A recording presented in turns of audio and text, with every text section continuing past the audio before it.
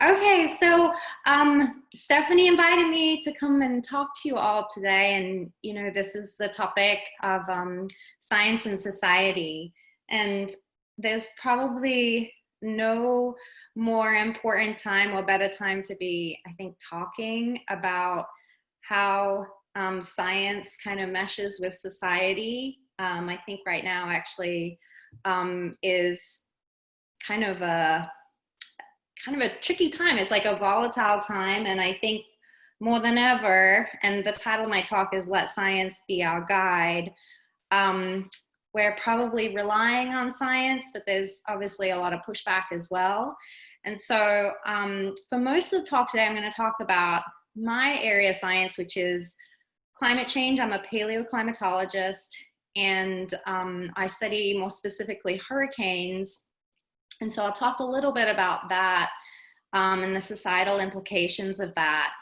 And then I kind of wanted to just finish off by talking about our current crisis and how it relates to science, and really just have a discussion about it because I think it's really important and fascinating. And you all are essentially teachers and communicating all of this sort of information with the youth, as I am as well. So I think it's like a really important time for us all to have those types of conversations. Okay, so Stephanie asked me to introduce myself, so I'll talk really briefly. I really dislike this part where I have to talk about myself, but I am from Australia. I grew up there, obviously. I was born there, and I sound very American now, but I promise I was born there. And I'm from a place called Townsville. And so when I was young, I was always kind of really interested in science. I wasn't really sure whether I wanted to be a marine biologist or a geologist. So I kind of picked them both. And now I'm sort of a marine geologist, what we call a paleoclimatologist. I'll explain what that is in a moment. But I mostly study marine sediments. That's kind of what I do. And so just real quick, my background, I started off in Townsville. I was born in Townsville, and then as I moved to Sydney, Australia for my undergraduate degree at the University of Technology, Sydney. And that degree is in environmental geology. And then I actually moved back home to start my PhD, because we actually have an excellent geology school in Townsville. James Cook University has a great geology program. It's probably one of the best in the country, but I think I just wanted to get out of my hometown when I was 18, and so I wanted to move to the city. And so I actually moved back there, and I started my PhD, which was actually, it was a joint PhD with also the Imperial College in London. So I spent half of my PhD in London and then half of it back in Townsville. And I kind of was really lucky because I'd go to London mostly for the summer, the spring and the summer, and enjoy the nice weather. And then I'd come back to Australia for the Southern Hemisphere summer. So not too bad. So I was there, and the Imperial College is right next to the Natural History Museum, which is pretty cool. And if you ever get a chance to go to the Natural History Museum in London, it's amazing, especially if you like geology. But underneath the museum, there are these labyrinths of labs, and they have some of the most sophisticated instrumentation in the country under the Natural History Museum. So I was working down there in the clean labs and on the mass spectrometers. I was like measuring all sorts of geochemistry, so like lead isotopes and carbon isotopes and all this really cool stuff that I got to do there. And then I'd get to have lunch upstairs and go and check out the dinosaurs. So after that, I was back in Australia for a little bit, and then I moved to the US. If you guys have heard of it, I was at the Woods Hole Oceanographic Institution, which is kind of famous for their early deep sea submersible research on the Titanic and mid-ocean ridges. So all that cool stuff that came out on tube worms along the mid-Pacific rise was done by the Alvin, a deep sea submersible from Woods Hole. So that was really cool. So I got to be there, and I was there for 4 years at Woods Hole as a postdoctoral fellow. And I then also had a visiting science appointment there for a couple of years, interviewed around. It was March, it was cold and wet on the Cape. And I interviewed all over the US and had this interview at FGCU, and they took me out on a boat and we had like grouper, and I was kind of sold. So I ended up at FGCU. So that's how I ended up at FGCU, and I've been there for a while now. I'm an associate professor and recently just became department chair of this new department, actually. We sort of split up. We're called Earth and Marine and Earth Sciences, and we're within the water school, which is this new school that FGCU has put together in an effort to really deal with our water issues in Southwest Florida. So yeah, so this is me. This is what I do. I'm a researcher and I'm a teacher. So I research paleoclimatology. So essentially that's looking at sort of prehistoric climate change. And, you know, the main goal there is really just to sort of understand Earth's natural variability before humans were impacting the climate system. And this also allows us to understand, you know, over the long term, how climate drivers affect things like hurricanes, for example, which is what I research now. I used to research at Woods Hole. I was researching mostly ocean circulation strength. So if you guys saw the movie The Day After Tomorrow, it was kind of crafted around these events, these really abrupt climate change events that have actually happened in the past. So that's what I was working on when I was at Woods Hole. And I still engage in some of that research, but at the moment, I'm really kind of focused on this field of paleo hurricane research. So the title of the talk today was Let Science Be Our Guide. And before I kind of get into some of the research that I do, I wanted to just talk a little bit about what science has meant to me over the years. I think when I was young, when I was a grad student, I remember very clearly getting into grad school and starting to do my own experiments and not getting the results that I had expected, and kind of feeling like, what the heck, like, this can't be right, you know? I think I'm definitely probably type A. I wouldn't have admitted it back then. As you get older, you start to realize more about your personality. But it was funny because I kind of felt like, you know, I could somehow like steer the science in the direction I wanted it to be, or because I kind of had a hypothesis that's how it should be. But science actually, for me over the years, has become this relief in that, you know, if I do the science objectively and I do the science as it's supposed to be done, it takes a lot of the pressure off me. So I do the science and then I get the results, and then I analyze the results and report on the results.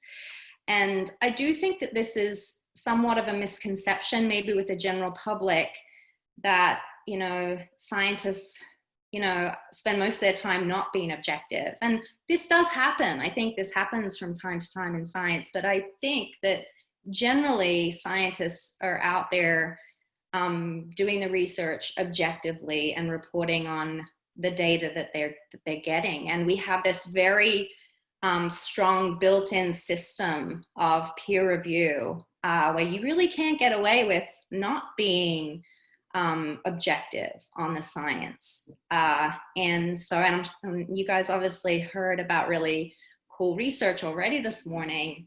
And so I think that this is a really interesting conversation piece. And I think now, like, with the society as the way it is, you know, science can become, you know, highly politicized. And I think in a way, our job as teachers and educators is to sort of have conversations with our students about this. So anyway, we can talk more. I'm really interested in that. We can talk about it more. I'd love to hear your feedback on that. Okay, so what do? I'm a paleoclimatologist, so I study ancient climate, prehistoric climate before humans were here, measuring climate. What you see on the slide here is actually what we call the instrumental record of climate change. So this is actually data taken from instruments and mostly thermometers through time. And obviously, as we get into present day, we have more sophisticated instrumentation like satellites.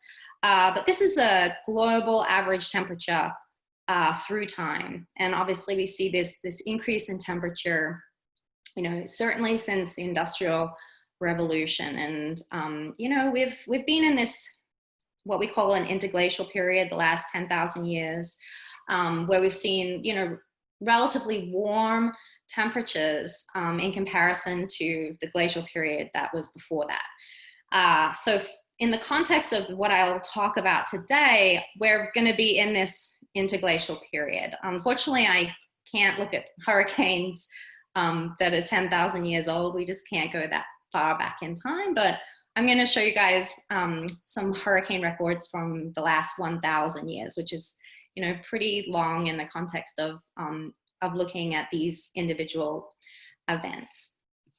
Okay, so as temperatures started to increase, scientists have been predicting for, you know, well over, you know, decades that it was likely that, you know, climate change was going to affect hurricanes.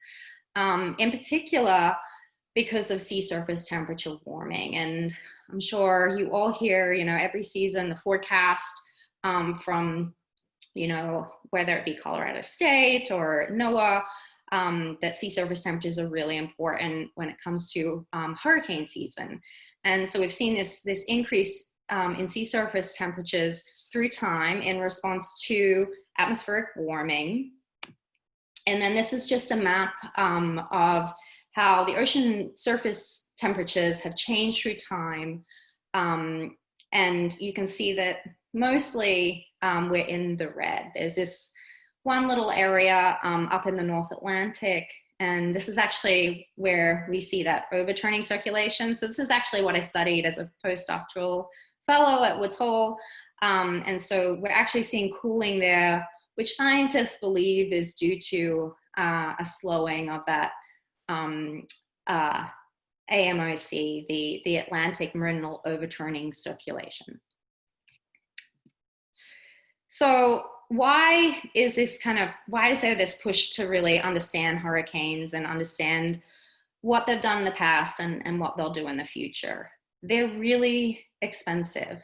They're obviously really dangerous and really expensive. At the moment, so the costs of hurricanes average out about $9 billion a year. And this number is really quickly increasing. And this is due to climate change and this increasing intensity, which I'll talk about on the next couple of slides. But it also has a lot to do with population increase.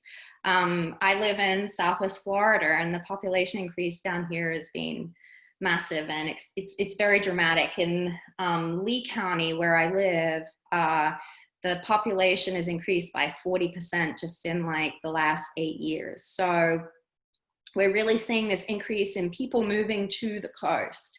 And so, and when you're in a low-lying area where you're kind of exposed to these events, these extreme events, you know, the costliness is going to go up through time. So this is one of the reasons why I do what I do. I find just geology fascinating anyway, and like digging into the dirt. I'll show you guys some pictures in a second of the field work that we do. But also it's really important right now to understand what hurricanes have done in the past so that we can sort of understand better what they're going to do in the future as well. And this image on the bottom right, if you're kind of wondering what it is, and if you can't see it very well, this is just the return period. So we like to understand how often hurricanes return to certain geographical areas, because if you're in a hurricane zone, it doesn't mean that you're going to get a hurricane every single year or even every 10 years. If you look at the image here, you'll see that the red is where you have shorter return periods. That means that you're going to see a storm make landfall. You know, for example, in our area, it's every 7 years. It's a very short return period. This is also the case with the New Orleans area, so Louisiana, and then also like Cape Hatteras. You can see that red up there. For example, the east coast of Florida, northeast Florida, they see far fewer storms than we do, mostly because of their geographical position. And that's really interesting. I could talk about that for a really long time as well. But nonetheless, we are obviously at risk. So when scientists first started looking into the effects of climate change on hurricanes, they kind of drew a blank, because when you look at actual tropical cyclones, which is what they're called globally, we call them in the Atlantic Basin hurricanes. Back in Oz, they call them cyclones. In Asia, they call them typhoons. But we refer to all of them as tropical cyclones. So this is global tropical cyclone frequency through time. And if I asked, you know, your students, let's say that you have like 8th or 9th grade students, if they see any trends in this graph, they would probably say no, because there really isn't any sort of increase through time like scientists may have predicted or have expected with warming sea surface temperatures through time. So for sure, what we're seeing in the data is that frequency hasn't really changed. It has actually increased a little bit in the Atlantic Basin, and we think that has a lot to do with sea surface temperatures, but globally, we're not really seeing a change in frequency through time. However, and this looks like a really scary little equation, but it's actually a pretty simple metric for looking at hurricane intensity, and it mostly is related to wind. So essentially, it's the sum of the maximum 1 minute sustained wind speed cubed at 6 hourly intervals for all periods when the cyclone is at least tropical storm strength. So essentially, we're looking at wind speed as a metric for hurricane intensity through time. And we refer to this as a power dissipation index. And Kerry Emanuel up at MIT was the first person, really, not the first person, but he really has been focusing on this power dissipation index to understand what hurricanes have been doing, you know, over the last, certainly over this century, and as long as we've actually been taking these instrumental records of hurricanes. So for all the data that we have on wind speed going back through time, we're using this power dissipation index. So this is what the power dissipation index looks like for the Atlantic Basin. And so you can see there's a lot of variability in there. And you'll see to the left-hand side, it says data unreliable. This is because in the late 1950s, 1958, and I just always think that this is so cool and amazing, the hurricane hunters started their reconnaissance into hurricanes. Now, I just always think to myself how like badass that is for starters. I'm just gonna fly into a storm. And especially back then, like probably with the aircraft that they had back then, I've actually been and seen the aircraft that they use now, and they're very hardy. But it's really, really impressive, like what the hurricane hunters have done in decades past. And we don't have this same sort of organization in Australia. So when I moved here, I just thought it was so impressive, the work that they do. And I'm also afraid of flying. So I think it's really, really cool that they actually, I will do everything I can to avoid flying in turbulence. Like I'm a total control freak where I'll like download all the satellite data for the Pacific Ocean before I get on a plane to Australia. So I know when it's going to be rough. And when it's not, I'm like totally psycho. Yeah, it's really impressive what they do. So the data to the right-hand side is very good. And then the data to the left-hand side mostly comes from wind readings when storms make landfall and from ships that are out in the Atlantic and are taking this data, or in the Caribbean. And you'll see, so here's what kind of where Carrie's work was really impactful. So when you actually overlay the power dissipation index now with sea surface temperatures, and these are sea surface temperatures from the main development region. This is the region off the coast of Africa, so where we tend to see a lot of cyclogenesis happen, where the cyclones form kind of off the coast of Africa, and then they'll track across, very similar to what Irma did. And a lot of the large storms that make landfall actually along the Florida coast, that area there is the main development region. So these are sea surface temperatures from that region. And when you actually correlate them with the PDI, you have this very nice correlation between the two, except for this time period here. And for any of you that are historians in the audience, this was obviously a world war. And so there was actually very little data from ships during this time interval for wind speed, because they just weren't out in the Atlantic and taking wind readings that we could use for this research. So it's really quite interesting from a historical perspective as well. So what the science says at this point on hurricanes and climate change, and there's actually some other really cool new science that's come out as well on the actual forward speed of storms. But the overall research is telling us that not necessarily frequency is changing, but intensity is increasing through time. And I'll talk a little bit about this at the kind of the end of the talk, but we are seeing this, we've seen this, in the last 5 years, we've seen 6 Category 5 hurricanes forming in the Atlantic Basin. So this is essentially a prediction of the science that we've done. And there are other factors that affect cyclone intensity and frequency, like the El Nino Southern Oscillation is a really big one. It's actually used quite heavily when they predict the upcoming year. And I'll explain that a little later when we talk about the predictions for this coming cyclone season. And then also some other things like the Atlantic multi-decadal oscillation. So how strong the ocean circulation is and how it modulates temperature and things like that.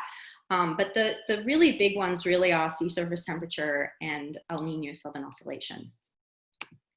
Okay, so I do this, this really sort of, I wouldn't say, it's not weird, but it's geological. And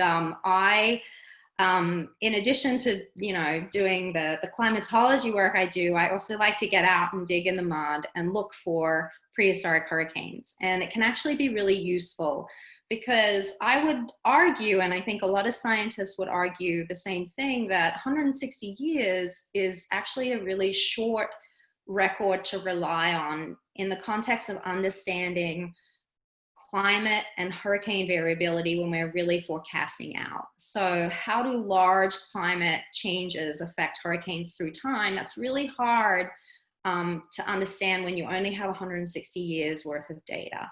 And so, and also, especially, in the last 160 years, we've been gradually warming through time. So what were hurricanes doing before that? What were they doing 500 years ago or 1,000 years ago?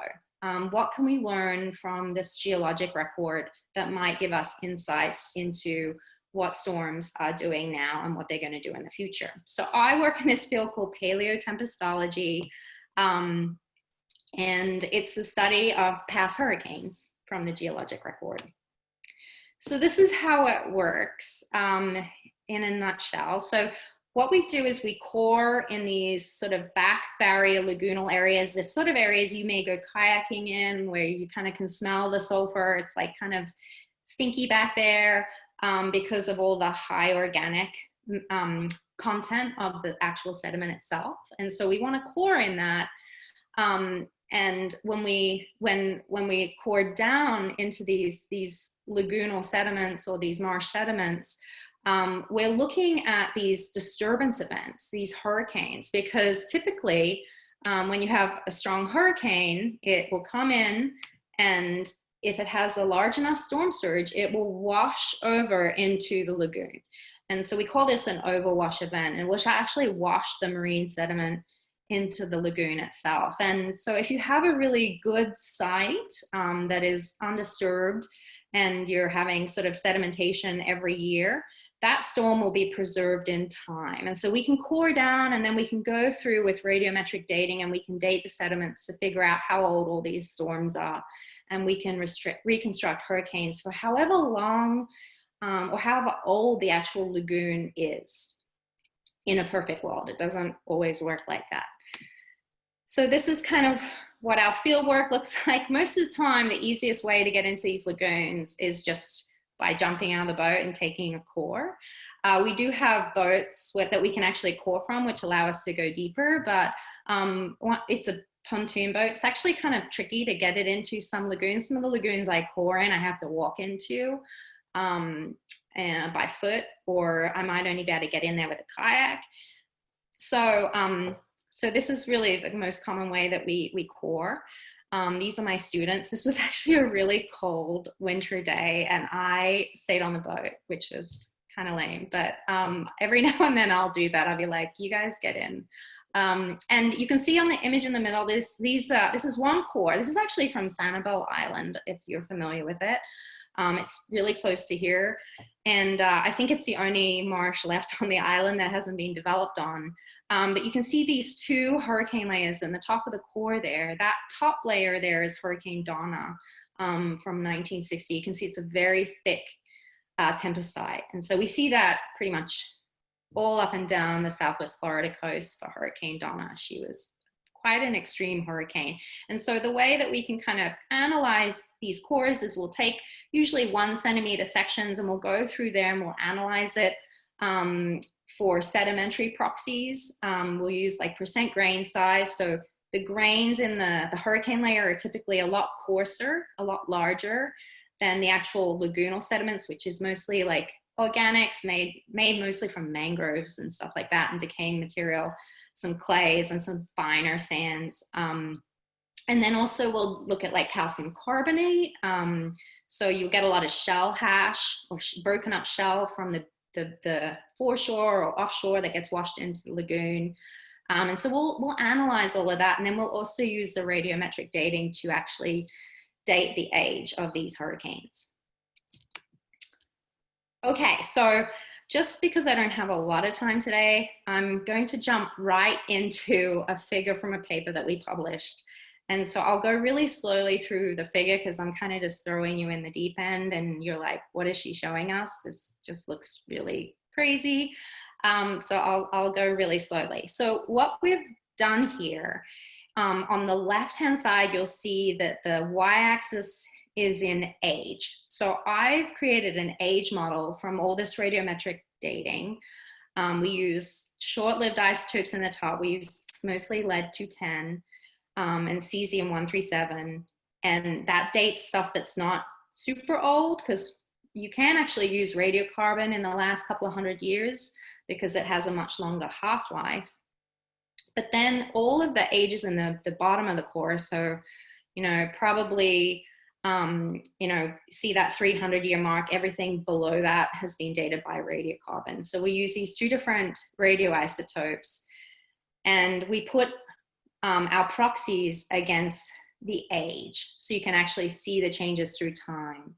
And the main proxy that you'll see in this figure on the left-hand side is grain size. It's a great proxy. It's cheap. It doesn't cost anything. You just need some students or yourself to get in the lab and do a bunch of sieving.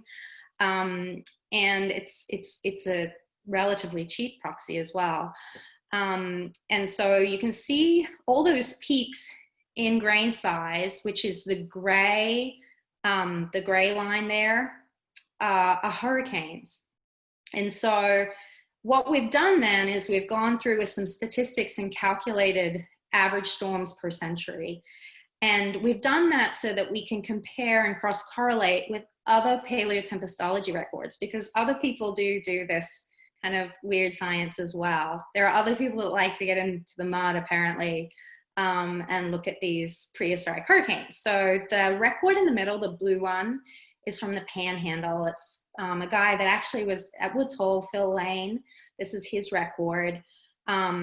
And then this is a record from Belize. And there are a bunch of records. There's ones from Puerto Rico, from the Bahamas now. There are people doing a lot more of this research all over the Atlantic Basin. And there are people that do it in Australia and Asia and all over the place. We get together like once a year and talk about all this stuff. It's pretty cool. So we wanted to kind of see whether, you know, what we were seeing was similar to what other scientists were seeing in terms of the paleo record. And so what we did notice right from the outset was that our records actually looked really kind of similar. You'll see that there's this period of activity in the base of the record from about 1,000 years ago to 500 years ago. And then what was really eye-catching to me in this particular record, it's actually just from just south of Naples, in an area called Keewaydin Island. What was really striking to me was this time interval where we didn't see any impacts of hurricanes. Now, that doesn't mean that hurricanes weren't occurring, but they weren't strong enough to overwash this barrier island and put sediments back into the actual bay itself.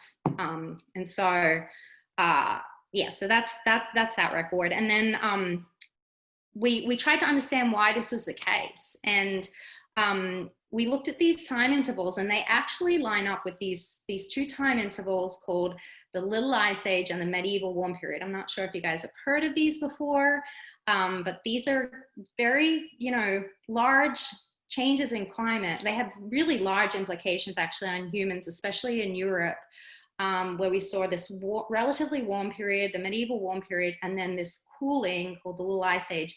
And this was related to solar variability, so sunspot cycles. And I could get into that. We could talk about that all day. But they were time periods where, you know, the Atlantic was actually either warmer or cooler than it is today. So what we've now done is, you can see over on the right-hand side, these are actually sea surface temperature reconstructions. And I won't get into how we do that. We do it with a little organism called a foraminifera, and depending on the temperature of the water, it takes in more magnesium or calcium. It's so cool. And then you can look at them going, and you can go back like hundreds of thousands of years with these little guys. But this is just the last 1,000 years. And this is work from Michael Mann at Penn State. And he looked at sea surface temperatures and hurricanes as well in the Atlantic. And so when the sea surface temperature is even just a little bit higher in the main development region, it has a really strong effect. And we know this present day on cyclogenesis, right? We're seeing this in the instrumental record today. But what's really interesting is we see it as well in the past, going back thousands of years. And so when it's relatively cooler, like during the Little Ice Age, you know, we don't see evidence of these hurricanes. And so, Stephanie, tell me, it's already 10:05, so let me know if I'm... We do have lots of questions, and we're hoping to finish around 10:15, and I do want to have time for some folks to ask their questions of you. Okay. So keep that in mind. I'm going to wrap up. Okay. So in terms of paleotempestology, what we found is we're seeing what we see in the instrumental record. Sea surface temperatures are really important, especially in the context of intensity. We've seen it probably for the last 1,000 years, probably longer than that. So what does that mean for the future? Obviously that we're going to see more intense hurricanes, and we've seen that. Like I mentioned, 6 Category 5 hurricanes just in the last 5 years. And I was in the Bahamas just before, literally the university flew me back early because of COVID-19. I was at a Hurricane Dorian conference in the Bahamas, in Grand Bahama. That island was completely annihilated. It's still annihilated. This is a pre and post view of Grand Bahama. And you can see the yellow is the old outline, the pre-storm surge outline of the island. And we actually did a drive all the way out to the east side of the island, so this direction, and saw all the devastation. So the storm surge there, if you can even imagine, it was 23 feet. The university was submerged all the way up to the second floor. And so it was really, really, really devastating. And this is the prediction for this upcoming hurricane season. I'm sure you guys have all heard, if you live in Florida, how do you not hear this on the news? But we're expected to see a higher than average season. And this is due to already really warm sea surface temperatures, warmer than average in the main development region that we talked about, all through the Gulf as well, and the Caribbean.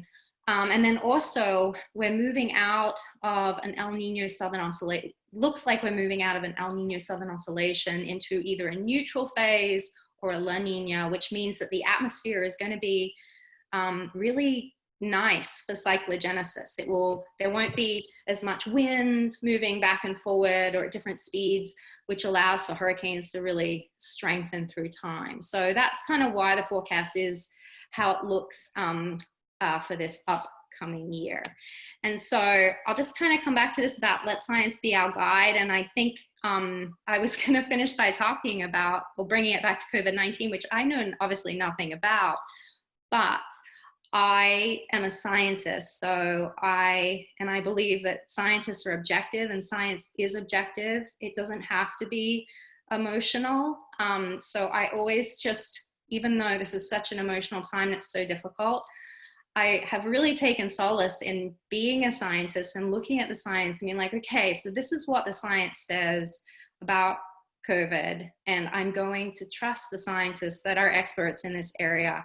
And so I'm going to follow what they say. And so you guys you have the slideshow, so you can just look at some of this. This is stuff from science news, from science writing. And when you read it, you realize we actually know very little about it, which is understandable because it's only been 6 months since the inception of COVID-19. But I'll end with that. And so if you guys have any questions.